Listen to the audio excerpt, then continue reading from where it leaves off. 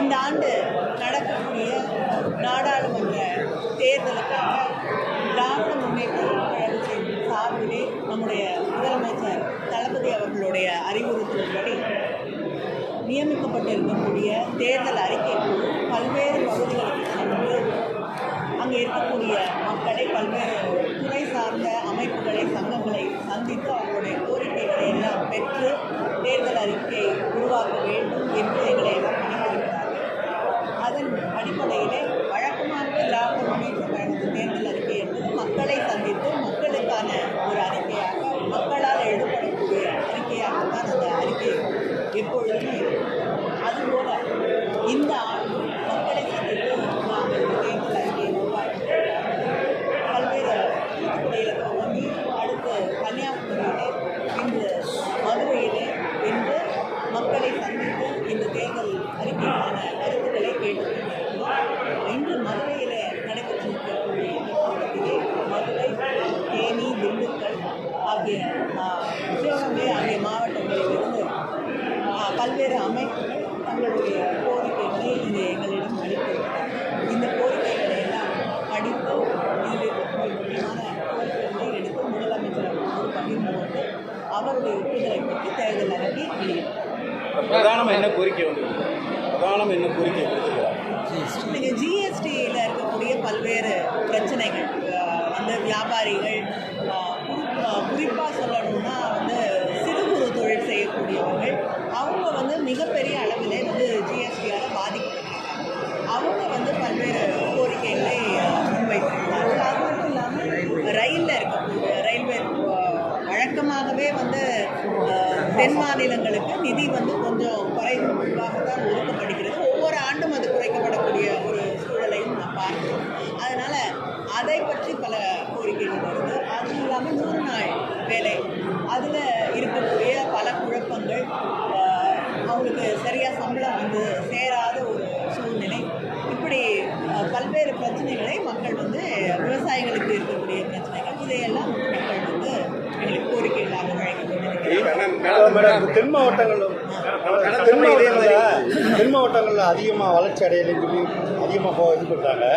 திமுக கூட்டணியில் வந்து கூட்டணி கட்சிகளுக்கிட்ட அதிகமாக சீட்டு தர மாதிரி இந்த வளர்ச்சி இல்லைன்னு சொல்லி திமுக கூட்டணி கட்சிகள்கிட்ட மதுரை கூட்டணி கட்சி கொடுத்ததுனால தான் வளர்ச்சி இல்லைன்ற மாதிரி மக்கள் கோரிக்கை வைக்கிறாங்க. இந்த விட்டு எப்படி எங்களுடைய முதலமைச்சர் ஆட்சி பொறுப்பேற்றுக் கொண்ட பொழுது எங்களுக்கு வாக்களிக்காதவர்கள் கூட ஏன் வாக்களிக்கவில்லை என்று நினைக்கக்கூடிய அளவுக்கு நாங்கள் ஆட்சியை நடத்துவோம் அப்படின்னு தான் சொல்லியிருக்கோம். அப்படி இருக்கக்கூடிய ஒரு ஆட்சி, கூட்டணி கட்சிகளுக்கு வந்து இருக்கக்கூடிய அந்த பிரதிநிதிகளுக்காக வந்து எந்த திட்டத்தையும் செய்ய மாட்டோங்கிறது வந்து தவறான ஒரு புரிதல். அதனால் எப்பொழுதுமே தலைவர் கலைஞராக இருக்கட்டும், நம்முடைய முதலமைச்சர் தளபதி அவர்களாக இருக்கட்டும், கூட்டணி கட்சிகளை மதித்து அந்த பிரதிநிதிகளுக்கு எங்களை விட முக்கியத்துவம் தந்து அவர்களை அரவணைத்து நடத்தக்கூடிய ஒரு கூட்டணி தான் இது. கடந்த முறை இதே மாதிரியான மக்கள்கிட்ட கருத்துக்களை போட்டு தான் தேர்தல் அறிக்கை வெளியிட்டிருப்பீங்க. மத்திய அரசு பல்வேறு கோரிக்கைகள் நீங்கள் வச்சுருப்பீங்க. மத்திய அரசுடைய கோஆபரேஷன் எப்படி இருக்குது? எந்த அளவுக்கு சப்போர்ட் பண்ணியிருக்காங்க? இந்த 5 ஆண்டுகள் உங்களுக்கு எந்த சப்போர்ட் இருந்திருக்கு? என்னென்ன மாதிரியான திட்டங்கள் நீங்கள் சொல்லியிருக்கீங்க? நிறைவேற்றப்பட்ட திட்டங்கள் எத்தனை %? சென்ற முறை இதுக்கு முன்னாடி இருந்த தேர்தல் அறிக்கை வந்து சட்டமன்றத்திற்கான தேர்தல் அறிக்கை. அதில் வந்து நாங்கள் கொடுத்துருக்கக்கூடிய அத்தனை அந்த உறுதிமொழிகளையும் நாங்கள் நிறைவேற்றி கொண்டு தான் இருக்கிறோம். பெரும்பாலான வாக்குகள் கொடுக்கப்பட்டிருக்கக்கூடிய அந்த வாக்குறுதிகளை நிறைவேற்றி இருக்கிறோம். அதற்கு முன்னால் நாடாளுமன்ற தேர்தலில் உங்களுக்கு தெரியும், நான் வந்து உங்களுக்கு சொல்ல வேண்டிய அவசியம் கிடையாது, அவங்களுடைய வாக்குறுதிகளையே அவங்க நிறைவேற்றுறாங்க. 15 லட்சம் இன்னைக்கு வரைக்கும் வந்து 2 தேர்தல் முடிஞ்சிச்சு, யாருக்கும் வந்து சேரலை. விவசாயிகளுக்கு அவங்க தருகிறேன் என்று சொல்லி இருக்கக்கூடிய அந்த தொகை குறைந்து கொண்டே வருகிறது. வந்து யாருக்கும் வந்து சரியாக போய் சேராத ஒரு சூழ்நிலை தான் நம்ம பார்த்துட்ருக்கோம். அதே போல் ரயில், அதற்கான திட்டங்கள் முக்கியமாக தென் மாநிலங்களுக்கு குறைந்து கொண்டே வர இருக்கக்கூடிய சூழலை பார்க்குறோம். எடுகேஷனுக்கு, கல்விக்காக ஒதுக்கக்கூடிய அந்த நிதி குறைந்து கொண்டே வருகிறது. அது அவங்களுடைய தேர்தல் அறிக்கையில் இருக்கக்கூடிய விஷயங்களே அவங்க நிறைவேற்றவில்லை. பெண்களுக்கான இடஒதுக்கீடு, அதுக்கு மசோதா கொண்டு வந்து நிறைவேற்றி இருக்கிறார்கள். ஆனால் அது வந்து என்னைக்கு நிஜமாகும் என்று, என்னைக்கு வந்து அது சாத்தியப்படும் அப்படிங்கிறது இன்னும் 10 வருஷமா, 20 வருஷமா, 50 வருஷமா நிறைவேற்றுவாங்களான்னு தெரியாத ஒரு சூழ்நிலையில் தான் வந்து ஒரு மசோதா நிறைவேற்றிக்கிட்டு இருக்கு. இப்படிப்பட்ட ஒரு சூழ்நிலையில தான் இப்படிப்பட்ட ஒரு ஒன்றிய அரசோடு தான் நாம் பயணிக்க வேண்டிய ஒரு அவலமான சூழ்நிலையிலே இருந்து கொண்டிருக்கிறோம். நீங்களே பார்த்தீங்க, சென்னை பாதிக்கப்பட்டது மழையால், தென் மாவட்டங்கள் எல்லாம் மிக மோசமாக பாதிக்கப்பட்டது.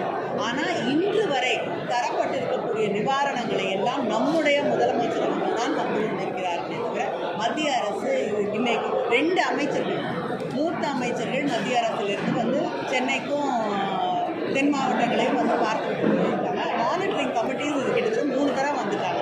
ஆனால் இன்னைக்கு வரைக்கும் ஒரு பைசா வரல.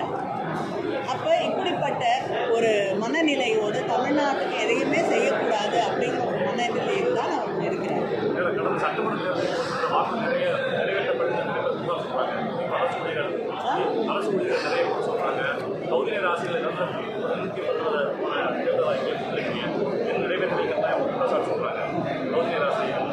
கொடுக்கப்பட்டிருக்கக்கூடிய வாக்குறுதிகளை ஒவ்வொன்றாக நிறைவேற்றுவது தான். இது வந்து மகளிருக்கு ஆகக்கூடிய 1000 ரூபாய் வழங்குகிறது. அது வந்து மிகப்பெரிய ஒரு அதை வந்து முதலமைச்சர் அவர்கள் எவ்வளவு நிதிநிலை சிக்கல்கள் இருந்தாலும் கொடுத்த வாக்குறுதியை அவர் நிறைவேற்றி வந்திருக்கிறார். ஆனால் ஒன்றொன்னா தான் நிறைவேற்ற முடியும். நிச்சயமாக நம்மளுடைய திராவிட முன்னேற்ற கழகத்தில் நம்முடைய முதலமைச்சர் கொடுத்த வாக்குறுதியை நிறைவேற்ற. நன்றி.